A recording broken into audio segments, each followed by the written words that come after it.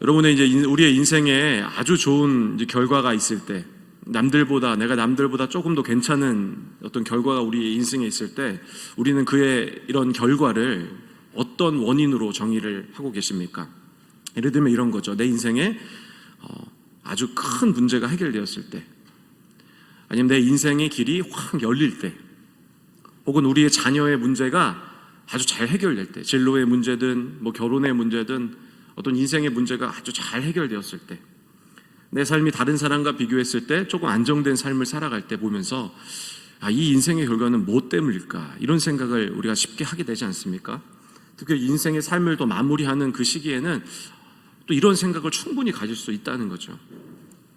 우리가 이제 보통 이런 삶을 보면서 우리 세상 사람들은 또 혹은 그리스도인들 중에서도 여러 가지 이유로 생각하는데 우리의 노력 때문이라고 생각하는 사람들이 좀 많이 있습니다. 저는 이제 호주에서 유학을 했거든요. 유학하는 삶 동안에 사실 굉장히 많이 어려운 시간이 많았습니다. 남들은 저보고 이제 유학을 갔다 왔기 때문에 저희 집이 아주 부유할 때, 아주 안정적일 때 유학을 갔다 왔으라 생각하는 분들이 많이 계시는데 실제로는 전혀 그렇지 않았습니다. 저희 형이 유학을 갈 때는 아주 집이 잘 살았어요. 그런데 제가 유학을 갈 때는 가세가 기울고 집이 팔려가는 그런 상황 속에서 유학을 다녀와서 결코 평탄한 삶이 아니었습니다.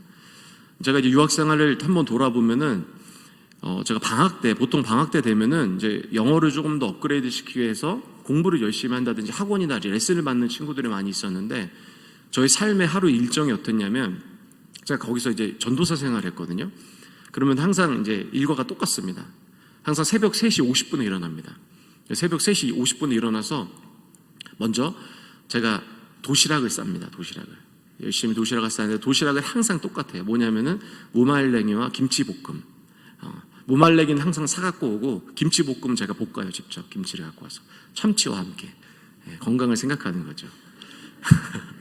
그래서 이렇게 도시락을 싼 다음에 냉동에 있는, 그 전에 볶기 전에 냉동에 있는 밥이 있는데 밥을 전자레인지에 돌립니다. 그리고 나서 그 밥을 그대로 싸는 거예요. 그리고 나서 끝이 아닙니다. 외국에서는 이제 보통 소위 한국에서 말하는 세 글자로 노가다 이런 단어를 쓰죠. 그러니까 노가다 일을 하려면 꼭 9시에 먹는 아침에 먹는 꼭 식사를 챙겨가야 됩니다. 아니면 안 됩니다. 그래서 아침에 노가다를 나가기 위해서는 이전에 아침을 준비하는데 아침에 항상 똑같아요. 먼저 빵을 굽습니다. 빵을 구운 다음에 거기다 잼을 막 발라요. 그리고 나서 거기에다가 계란 후라이를 넣습니다. 그리고 덮습니다. 그게 아침이에요. 여러분, 이거 제가 만든 거거든요. 변정욱식 토스트라고 한번 드셔보시기 바랍니다. 괜찮습니다. 그러니까 그렇게 아침에 도시락을 싸고 나서 얼마나 이게 이 일이 익숙한지 15분이면 끝납니다. 그래서 옷을 후딱 입고 그리고 이제 새벽 기도로 갑니다. 근데 새벽 기도를 제가 절대 늦으면 안 되는 이유가 뭐냐면 제가 항상 차량이 있었는데 제가 한 권사님을 항상 픽업을 해야 돼요. 나이 드신 권사님. 한 아침마다 새벽에 혹시 제가 실수할까 봐 걱정돼요. 왜냐면 새벽이 춥지 않습니까? 그럼 권사님 혹시 오래 기다리면 안 되잖아요. 그러니까 항상 5분 전에 가 있어야 되는데 그럼 권사님 항상 10분 전에 나와 계세요. 그래서 제가 10분 전에 가잖아요. 15분 전에 나오세요. 그래서 약속을 해요. 권사님 꼭 정시에 나오시라고. 그럼 언제 나오시는지 아십니까? 5분 전에 나오세요. 그래서 그렇게 권사님 모시고 새벽 예배를 마치고 나면 이제 제가 이제 새벽 예배를 마치고 노가다를 이제 갑니다.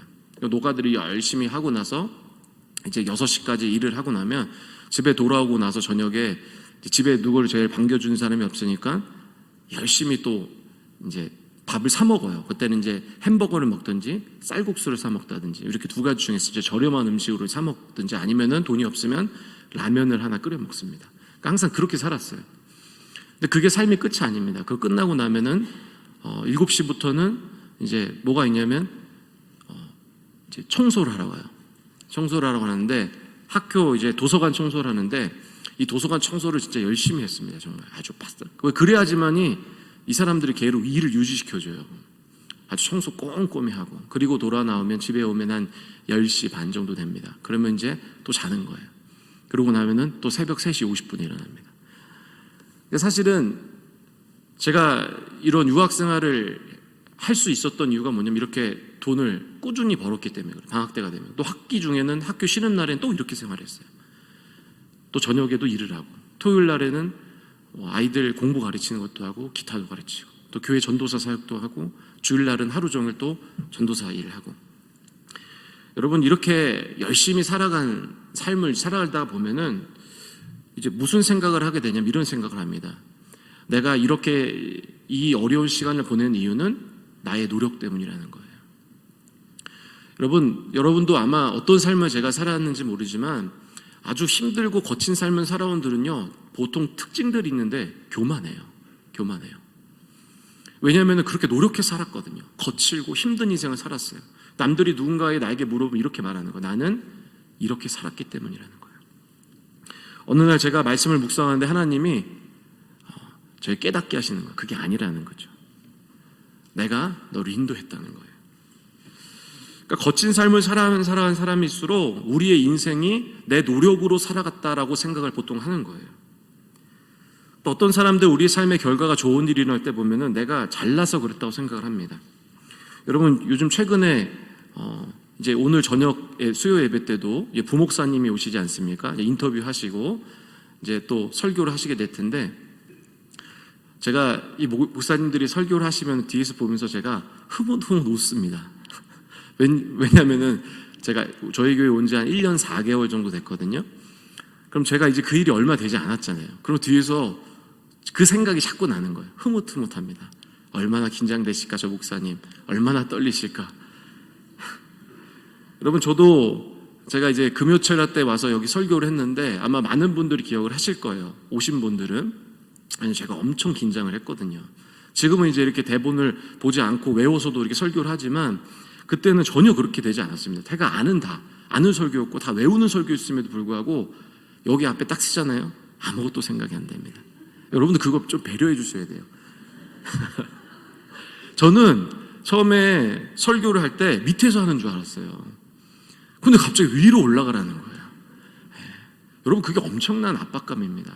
그리고 1층에서는 위층이 저기 위에가 안 보이잖아요. 3층이. 그런데 여기 보면 3층이 다 보여요. 그러니까 지금 이 전체가 저를 바라보고 있는데 위까지 바라보니까 눈을 어디에 맞춰야 될지 모르겠는 거예요. 지금은 좀 익숙해져서 제가 긴장되면 시계를 봅니다. 여러분, 제가 그날 얼마나 긴장했냐면 제가 설교를 마치고 나서 사실 무슨 설교 했는지 사실 기억도 안 나고 제가 많이 실수하지 않았는지 고민이 많이 됐어요. 그러니까 대본을 그냥 읽었습니다. 그리고 나가서 이제 조 목사님이 저를 이렇게 배웅을 해주시고 제가 딱 차에 탔는데 제 모든 이 정장 옷이 다 젖은 거예요. 좀 얼마나 이렇게 그때가 그렇게 더울 때가 아니거든요. 그런데 심지어 속옷까지 다 젖었더라고요. 그 옷이 다 젖은 거예요. 그러니까 얼마나 긴장이 떨었는지 이루 표현할 수가 없는 거죠. 제가 설교를 마치고 나서 이제 집에 돌아오는 길에 무슨 생각을 했냐면, 나는 이 교회를 올 수 없구나 이런 생각을 했습니다. 왜냐하면은 너무 긴장했거든요. 설교로 무슨 말 했는지 하나도 기억이 안 나거든요. 근데 이제 설교를 마치고 났는데 장모님이 저한테 전화가 오신 거예요. 저녁에. 그랬더니 장모님이 이제 신방전사님 하시고 기도를 많이 하시는 분인데 저한테 그 얘기를 하시는 거예요. 우리 변 목사님 하늘 비전교회 가실 거라고 이러는 거예요. 근데 제가 그 얘기 듣는데 웃었습니다. 사라의 마음을 좀 알 수도 있을 것 같아요. 웃었어요. 왜냐하면 제가 너무 망쳤거든요, 설교를. 그래서 제가 최근에 들어서 여러분들한테 물어봤습니다. 아니, 내가 저를 왜 뽑으셨냐? 내가 어떻게 왔는지 이해가 안 된다. 이런 얘기를 했습니다. 제가 잘나서 우리 교회 왔을까요? 그렇지 않습니다. 전혀 그렇게 생각하지 않아요. 제가 남들보다 스펙이 좋아서, 설교 실력이 뛰어나서, 인품이 좋아서 하나도 해당된다고 생각하지 않습니다. 저는 실력도 없고, 저는 부족하고, 그리고 인격도 훌륭한 사람이 아니라는 거죠. 전 그걸 확실히 알아요. 혹시 세상에 말하는 사람들처럼 제가 운이 좋아서 우리 교회 왔을까요? 그렇지 않다는 거예요. 여러분, 우리 인생에는요, 아주 좋은 일들이 많이 일어나는데 사람들은 이렇게 생각해요. 바로 내 실력 때문이라고 생각하고, 또 내가 노력해서 그런 거라고 생각하고, 또 소위 말하는 내가 운이 좋아서 그런 걸 생각을 하는 거죠. 그런데 오늘 성경에서는 그렇지 않다는 것을 오늘 본문에서 이야기하고 있어요. 여러분, 오늘 본문의 이야기는 나오미와 룻의 이야기입니다. 요즘 제가 룻의 설교를 계속 이야기하고 있는데, 여러분, 나오미가 룻과 함께 이 거친 땅, 이 모압이라는 땅에서 이제 베들레헴이라는 곳으로 이제 자신의 고향으로 돌아오게 되는 거예요. 아주 기쁨으로 돌아왔을 거예요. 왜냐하면은 그들이 돌아왔던 이유는 뭐냐면 하나님께서 베들레헴의 기적과 또 은혜를 베푸신다는 이야기를 들었기 때문이에요. 그런데 그 기쁨의 소식도 잠시 얼마 시간 지나지 않자 그들에게는 현실적인 고민이 이제 찾아오게 되는 거예요. 뭡니까? 그들에게는 먹을 것이 없었어요. 그들에게는 생활의 기반이 없었어요. 오랜 시간 동안 10년이 넘는 시간 동안 모압이라는 곳에서 자신의 생활의 기반이 있었습니다. 집도 있었고 또 직장도 있었고 생활의 터전이 있었어요. 심지어는 이 룻에게는 부모님도 그곳에 계셨을 수도 있어요. 그런데 그 모든 삶의 터전을 다 버리고 온 거예요. 그런데 성경에 보니까 그들이 가난했다라고 기록을 하는 거예요. 그들이 현실적으로 생계의 문제가 빠지게 되는 거죠. 그러면서 어떻게 해야 하는가라는 고민에 빠지는데 감사하게도 마치 우리 삶의 현실에서 어떤 문이 하나 열리듯이 이 두 여인에게 길에 문이 하나 열리기 시작을 하는 거예요. 그게 뭐냐면은 오늘 성경에서 이야기하는 이삭 줍기라는 것이 열리기 시작하는 거죠. 때마침 그때가 그들이 돌아왔던 그 시기가 바로 이삭을 줍는 때라는 거예요. 그래서 룻은 시어머니를 봉양하기 위해서 이삭 줍기를 시작하는 거예요. 여러분, 이 이삭 줍기에 대한 이야기는 신명기 24장 19절에 이야기를 하는데 제가 이제 읽겠습니다.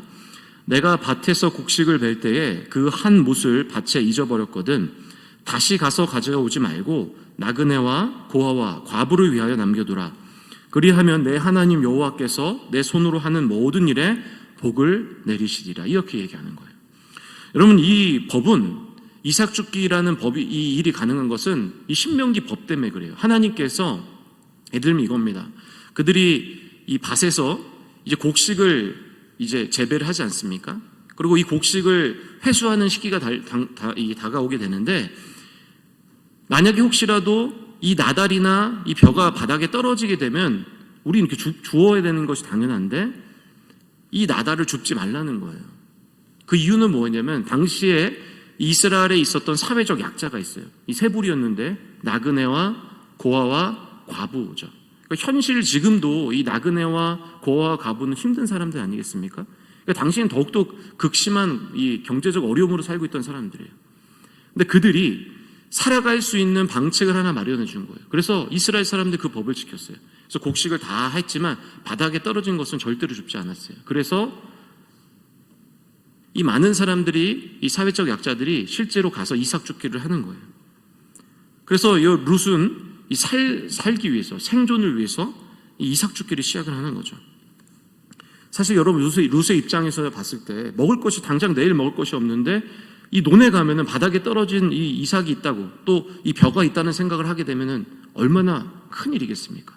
우리가 생각했을 때는 별일이 아니라 생각하지만 이 룻과 나오미 입장에서는 결코 적은 일이 아니라는 거예요. 감사하게도 이 두 여인의 삶의 문이 조금이나마 열리기 시작하게 된 거죠. 여러분, 왜 이 그들의 삶이 좀 열렸을까요? 우리 신앙을 비교해 봤을 때 왜 우리의 인생의 문이 남들보다 조금 더 열리고 인생의 평안함이 오고 내 자녀와 내 인생의 복이 열리게 되었을까? 한번 생각을 해보시기 바랍니다. 우리 본문을 보면 한 세 가지 정도로 우리가 생각해 볼 수가 있습니다. 이 첫 번째로 뭐냐면 이 두 여인의 노력으로 이야기할 수 있어요. 이 나오미와 룻이 걸어왔던 그 모압과 그리고 이 베들레헴까지 오는 길이 얼마나 험난했을까? 두 여인이 걸어온 길이 얼마나 힘들었겠습니까? 또 다른 사람이 있었던 것이 아니라 여인의 몸으로.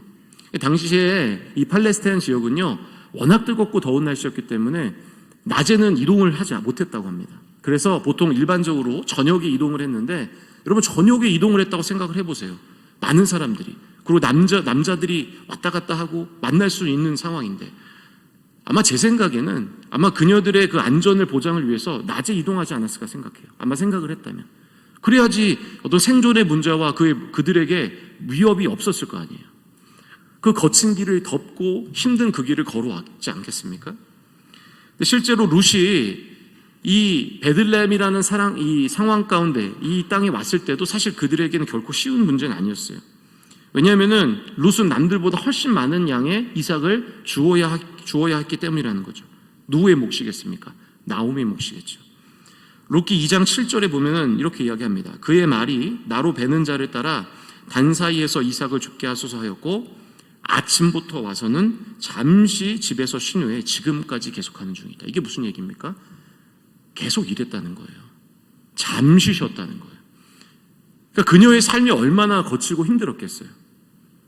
여인의 몸으로, 그리고 내가 봉양해야 할, 일할 수 없는 나오미가, 시어머니가 있었는데 살기 위해서, 생존을 위해서 나만 먹을 수는 없잖아요.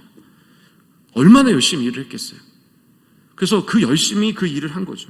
그러니까 7절의 이 말씀은 룻의 이 고된 하루의 인생을 설명하는 본문이라고 이야기할 수 있죠. 또한 여러분, 룻이 이삭을 실제로 주울 때 많이 어려움들이 있었습니다. 룻의 신분을 한번 생각해 보세요. 룻은 어떤 신분이었냐면, 일단 첫 번째로 과부였어요. 그리고 이방 여인이었다라는 거예요. 그리고 젊은 여인이었어요. 얼마나 불황자들과 많은 남성들이 그녀를 힘들게 만들었겠습니까? 도움을 청할 수 없는 일이었는데. 그래서 룻기 2장 9절에 보니까 이런 얘기를 하죠. 그들이 뱉는 밭을 보고 그들을 따르라. 내가 그 소년들에게 명령하여 너를 건드리지 말라 하였느니라. 목이 마르거든 그 그릇에 가서 소년들이 길어온 것을 마실지니라 하는지라. 여러분, 여기 본문에서 이야기한 소년은 우리 선유리처럼 귀여운 소년을 의미하는 것이 아닙니다. 이 보아스가 소년들에게 룻을 건드리지 못하게 해요. 여기서 소년이라는 것은 원어로 나하르라는 표현인데, 이 나하르는 실제로 어린아이, 소년, 그리고 젊은 청년을 의미합니다. 그러니까 여러분 생각해 보세요. 이 과부를 건들 수 있는 사람이 소년이었겠습니까? 어린아이였겠습니까? 이 나하르는 그것을 표현하는 게, 이 소년은 누굴 얘기하냐면 젊은 청년들, 일할 수 있는 젊은 청년을 이야기하는 거예요. 그러니까 여성 혼자 신분으로 누구에게 도움도 청하지 못하고 이삭 죽게 하고 있던 여인을 그 소년들이 이 룻을 얼마나 불편하게 했겠습니까? 현실도 우리가 지금 살아가는 인생도 그렇지 않습니까? 그러니까 그런데 이 거친 삶 속에서 룻은 견뎌낸 거예요. 노력한 거죠. 자신의 삶의 노력으로 이 역경과 힘든 과정들을 다 이겨낸 거예요.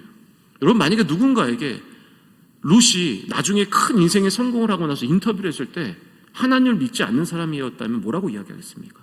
나는 아주 거친 삶을 살았다는 거죠. 힘든 고된 인생을 살았다는 거예요. 두 번째로 이 룻이 이런 인생의 문이 열렸던 이유 중에 하나가 우리가 생각할 수 있는 건 뭐냐면 나오미의 이 지식 때문에 그래요. 여러분, 이삭 죽기를 시행하는 것에 대해서 누가 알고 있었겠습니까? 그러니까 이삭 죽기를 시작할 수 있었던 이유는 무엇이었겠습니까? 아마 나오미가 알고 있었겠죠. 룻은 이방 여인이기 때문에 몰랐겠죠. 바로 이스라엘의 모든 율법과 전통을 알고 있었던 나오미가 일을 할 수는 없었지만 그의 며느리에게 이야기했겠죠. 야, 너 가서 이제 이삭 죽게 할 수 있다. 그가 알고 있던 지식 때문에 그의 환경이 열렸다고 생각할 수 있는 거죠. 여러분, 그렇게 생각할 수 있지 않았겠습니까? 세 번째로는 운이 좋았을 거라 생각할 수도 있어요. 여러분, 룻이 간 밭이 어디입니까? 본문의 이야기에 보니까 이 룻의 밭의 주인이 누굽니까? 보아스예요. 나중에 보아스는 룻과 어떤 운명이 됩니까? 결혼하죠. 둘이 결혼을 해서 나중에 예수 그리스도의 계보가 되는 큰 은혜를 입지 않습니까? 그러니까 사람들은 생각했을 때 이렇게 생각할 수 있는 거죠. 운이라는 거예요.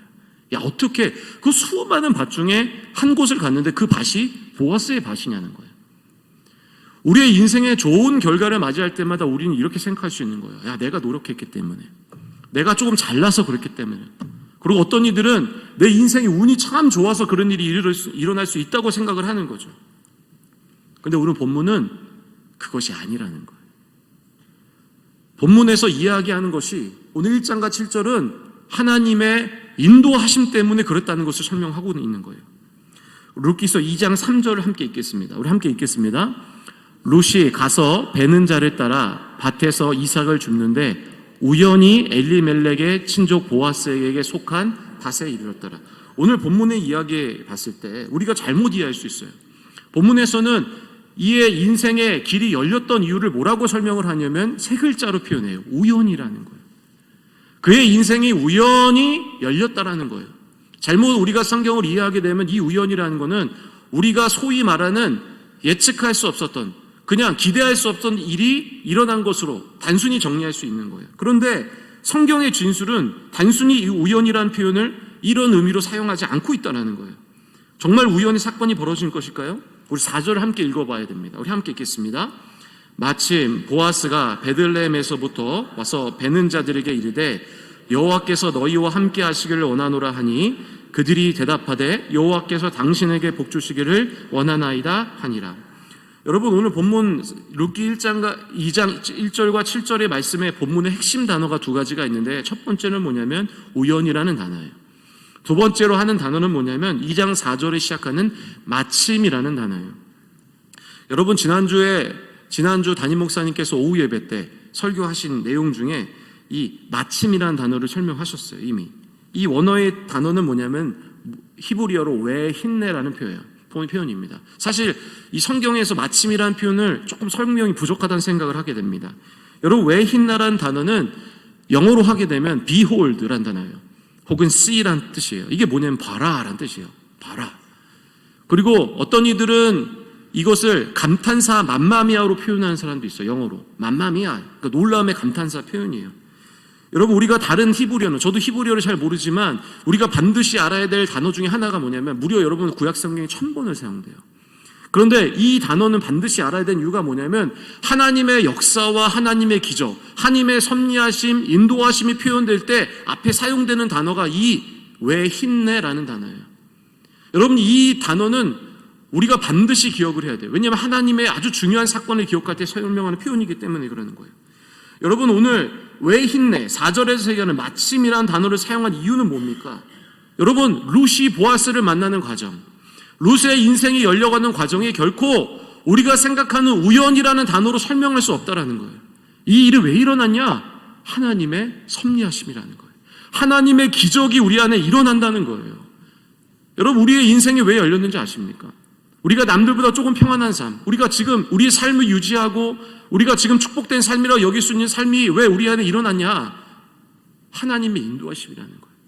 여러분의 실력이나 여러분의 노력이나 여러분이 운이 좋아서 그랬다는 것이 아니에요.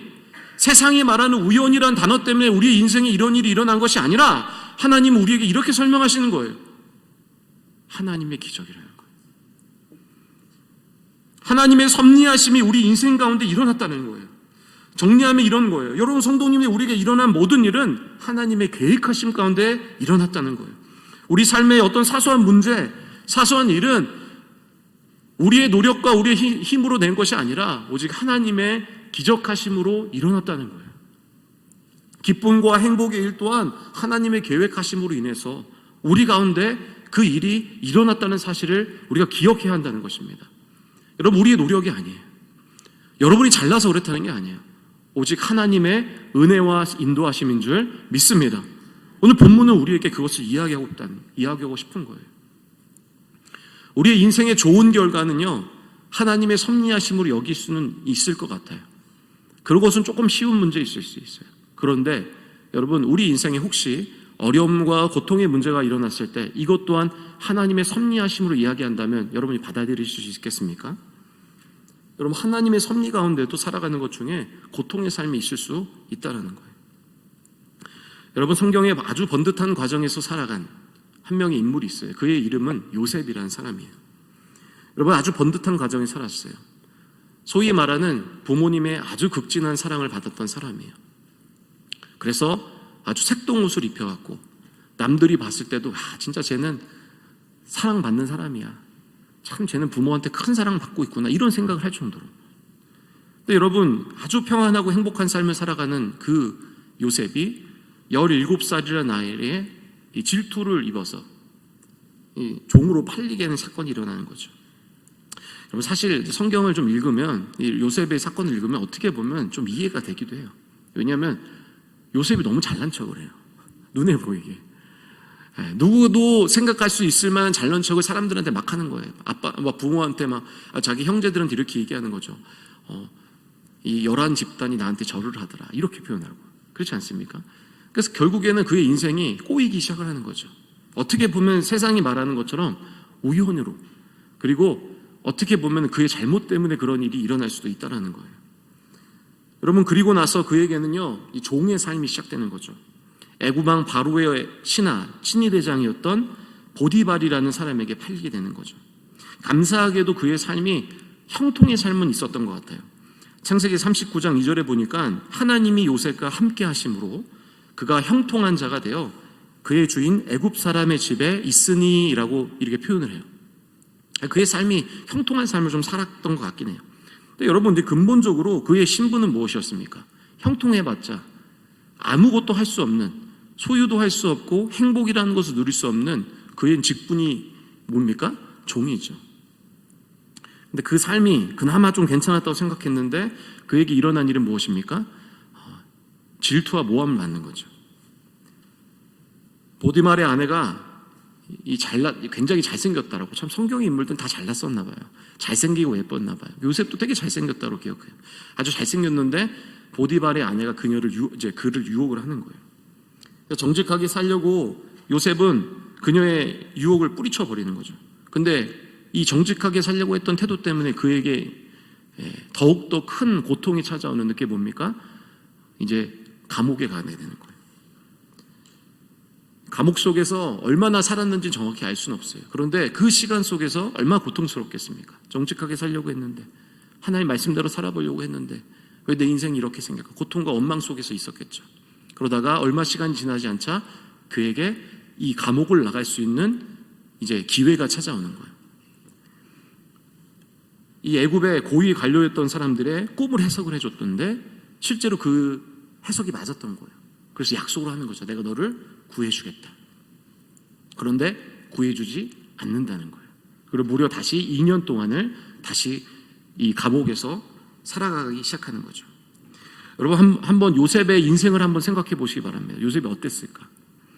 형제에 배신당하고, 그리고 주인에게 배신당하고, 사람에 대한 배신을 당하고, 어떻게 보면 신앙인이었던 이 요셉은요, 이렇게 생각할 수 있어요. 하나님이 나를 배신했다. 이렇게 생각할 수 있잖아요. 여러분도 그런 생각 해본 적 없으세요? 하나님 믿고 있는데 내 삶에 고통과 어려움이 찾아오는 거예요. 그때마다 우리는 어떻게 생각합니까? 하나님이 나한테 어떻게 하면 이럴 수 있나? 이런 생각을 요셉이 하게 된 거예요. 사람의 배신도 힘들었고, 그리고 내가 하나님 말씀대로 살아가는 것도 힘들었는데 하나님에 대한 배신감을 느꼈을 수 있다는 거예요. 어떤 누구도 힘이 되어주 없는 상황 속에서 오직 생존을 위해서 그들이 살아간 거예요. 거친 삶을 살아간 거죠. 그리고 얼마의 시간이 지나서, 이 고통의 시간이 13년이라는 시간이 지나고 나서 요셉의 인생에 빛을 발하죠. 어떤 운명을 처하게 됩니까?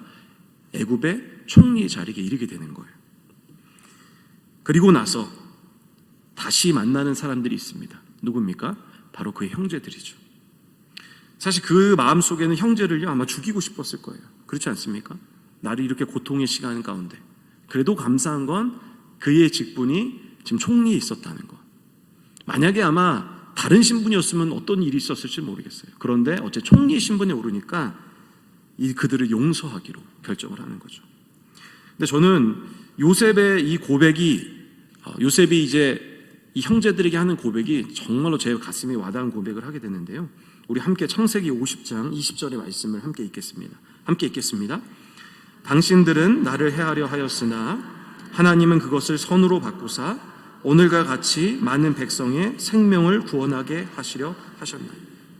여러분, 사실 이 요셉이 이 고백을 한다는 건 엄청난 고백이에요. 13년 동안 그는 고통의 인생을 살았어요. 17년은 모르겠어요. 17년 행복한 인생을 살았겠죠. 그런데 사람은 행복한 것보다는 좋지 않은 것을 더 많이 기억하는 존재 아니겠습니까? 생존을 위해서, 살기 위해서 발악하며 사는 사람이에요. 그런데 그래서 먼저 이렇게 이야기는 해요. 당신들이 나를 헤아렸다는 것은 이 이야기를 하는 거예요. 그 상처가 그에게 있었다는 거예요. 지금도 사실은.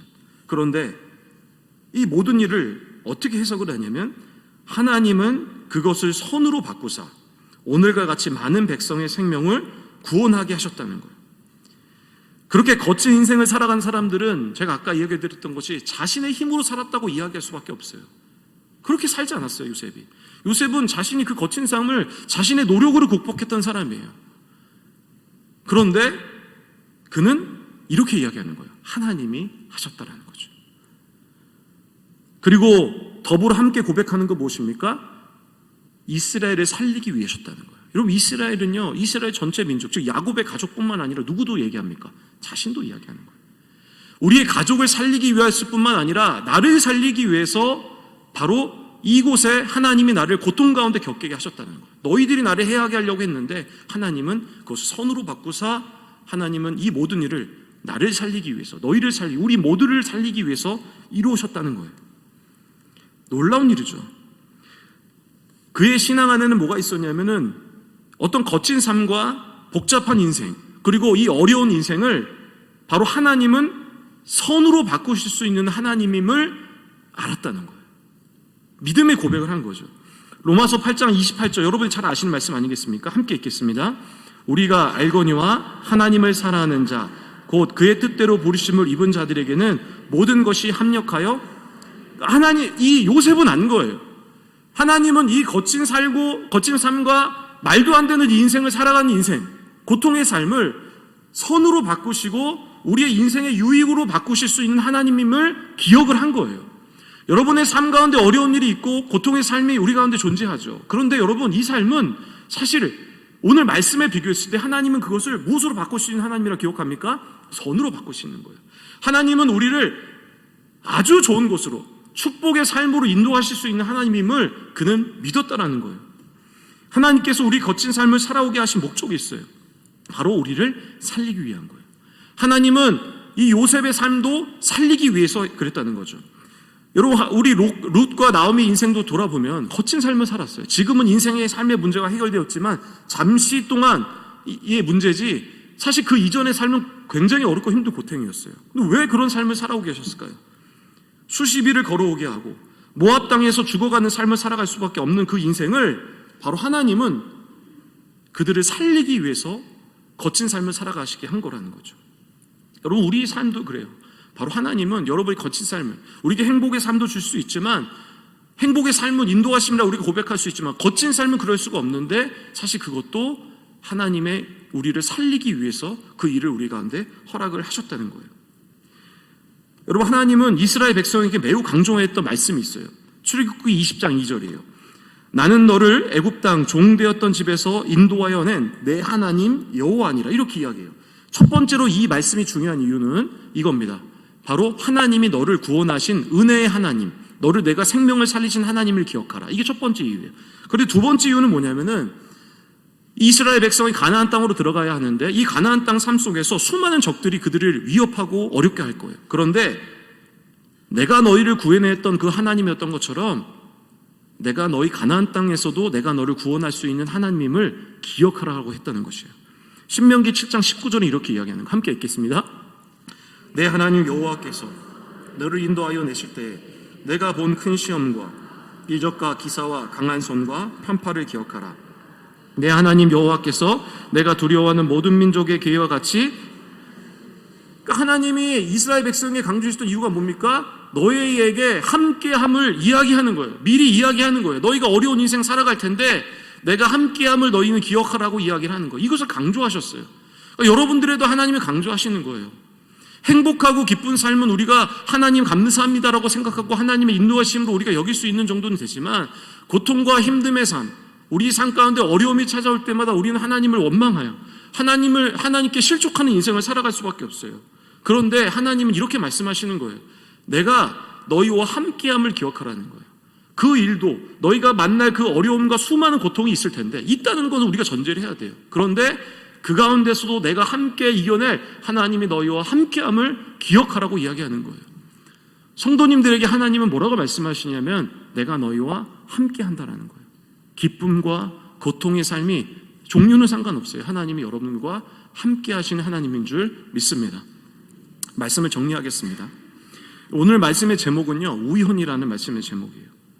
세상 사람들이 말하는 우연일은요, 우리의 인생에 예기치 않은 사건, 기대할 수 없었던 사건을 의미해요.